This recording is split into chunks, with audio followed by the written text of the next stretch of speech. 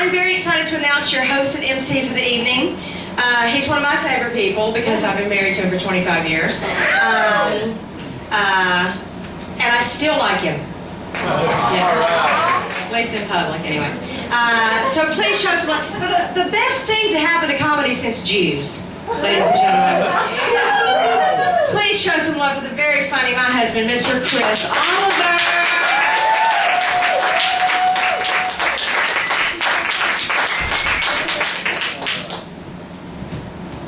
Okay, yes, I'm Chris Oliver. I'm 45 years old, and I'm still not rich. Yes!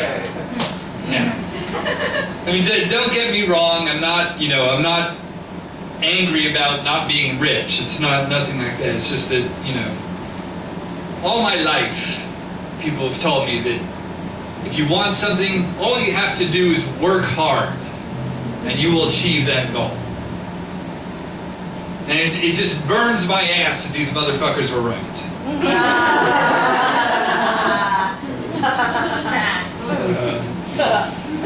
A lot of depressing stuff in the news lately, huh, ladies and gentlemen? I don't know, a couple weeks ago, the fire in Colorado, I was watching that on the news, and they were interviewing a man who had just lost, his house had burned down, and he was standing in front of this pile of ashes that used to be his home. He just had this dazed look on his face, and he just said, I don't know what I'm going to do. I've lost everything that I've worked my whole life for.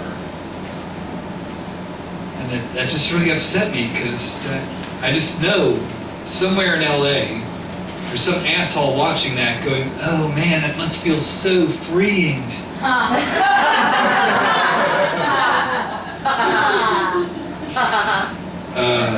Yeah, I don't know, I haven't even had time to look at my materials. I spent the last hour running around town trying to buy an amp.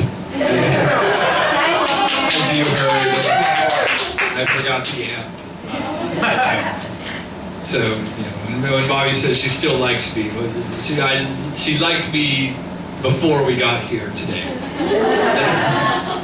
That's really past tense. And now that the amp is here, I like you again. I saved the day. And not only that, I got heckled by a tour bus on my way here. I'm in the dream, man. No, seriously, so when I drove out to Guitar Center, I went up Fairfax, of course, and over to Sunset, but then on my way back, I noticed, I'm heading to Fairfax, and I noticed this light is Gardner, which is this street right here. So I was like, hey, I can just take Gardner all the way. Nobody else, behind me or anything, so I stopped, and I put it in reverse and pulled back to pull into the thing, and this fucking tour bus is next to me, one of those Hollywood Star Tours, and the guy with the microphone's like, hey, you're going the wrong way there, buddy. Well, he's in for a surprise either way, because, and then, that's the last I heard, but he's still ripping on me as I drove home. So, so there's that. So I'm not going to do material, fuck that. Saw Pacific Rim today at the matinee. It was awesome movie. Giant robots beating up giant monsters. Yeah, good shit for the nerd crowd, which I used to think included me. I've kind of come to the realization that I'm not actually a nerd. I'm a hipster. What a terrible thing to be. No, but this was made clear to me a few weeks ago. We were at our friend Lucy's wedding, and for the recessional, after you're now pronouncing man and wife, blah blah blah, and they leave and the music playing. They played the end credits theme from Star Wars. And like everyone there, all their friends are all nerds. They're all like, oh my god, it's so cool. They played Star Wars at their wedding. How cool is that? But my gut reaction at that moment, I swear to God, was, really? Star Wars? You're that fucking lame? Like, I mean, you could have played Logan's Run, Dark Stars, Zardoz, fucking Quartermass in the Pit. The end credits theme to Quartermass in the Pit would have been so much fucking cooler. So, that's actually what's good. Of course, I don't really even know what a nerd is anymore. Because it's not the definition that it was when I was a kid, right? Because then a nerd meant, you know, someone who was really into science and math, you know, someone really smart. Like if you were making a movie and you wanted to show that a character was a nerd, you would, well, first of all, you'd have your protagonist beat them up. Or at least tell them to sit on it. But you know, you'd have them, they'd wear glasses and a pocket protector, and they're always working on a science project. That's a nerd. Now a nerd just means someone who's really into science fiction and superhero movies.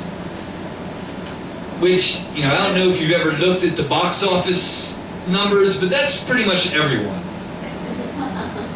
So it used to be, you know, if the nerds were really smart. Now the nerds just the same as every other dumb motherfucker lined up outside of Iron Man 3.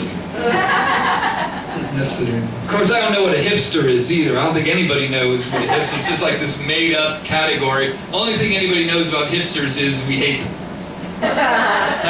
It's just, I think what happened was now everybody wants to be a nerd. Nerds are cool, so now you have to have someone to hate, so we made up hipsters. So now hipsters are the new nerds, nerds are the new jocks. There you go. Let's see, how are we doing?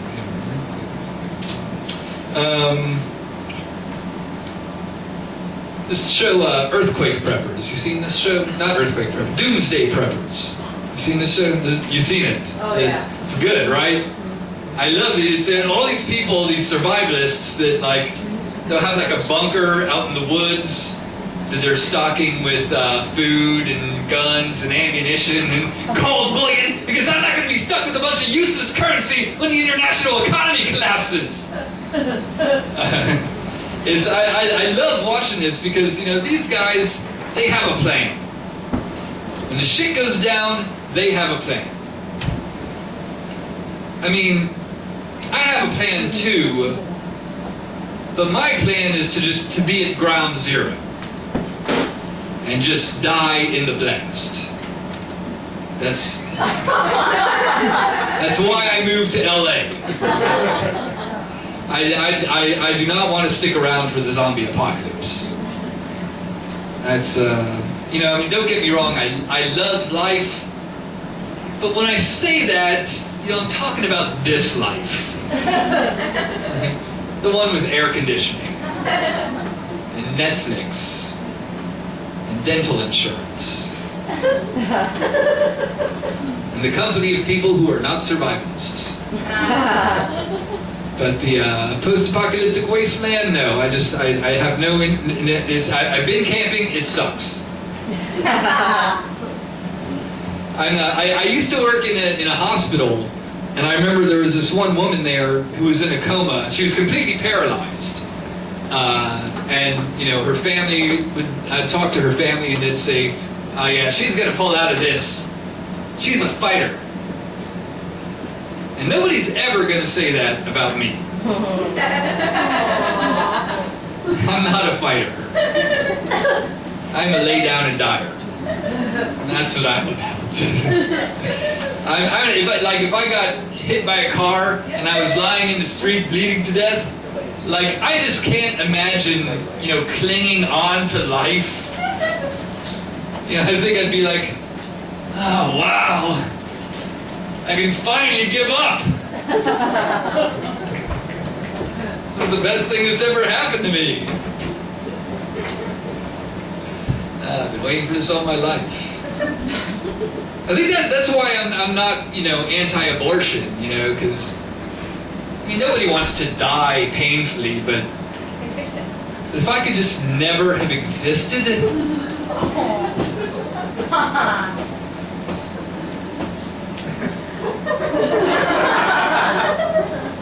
I'd take that deal. I would take that deal. Thank you. The one person that's with me over here. Everybody else is like, oh, this is the saddest comedy show I've ever been to. We need to get this guy some help. It's okay. It's just jokes. All right. Anyway, I'll do one more joke. I'll tell you one more true thing. I used to do a lot of psychedelic mushrooms. Right? Yeah. Okay. Good. You're with me on that. Good. I used to love psychedelic mushrooms. So good. Haven't done them in a long time. You know, it's kind of a young man's game there. But a couple weeks ago, which is when all jokes take place. A couple weeks ago, the missus got a halt to some magic mushrooms, and we were going to do them together. And, I woke up, the morning we were going to do them, I woke up and I was just feeling all this anxiety about doing these mushrooms. And it got worse as the day went on. I mean, I was clenching my teeth and my palms were sweating and my stomach was all upset and my heart was palpitating. I was just having a full-blown panic attack thinking about doing these fucking mushrooms. And then finally we were about to do them and I was like, you know what? I'm 45 years old. I'm too old to be doing mushrooms. I'm not going to do this. And then the moment I said that, the moment I made that decision, I just kind of relaxed. All my muscles kind of spontaneously just went slack. And I felt this wave of calm emanating from my core. I think I got higher off of not doing the mushrooms than I would have gotten if I'd actually done them. So next week I'm going to not do coke.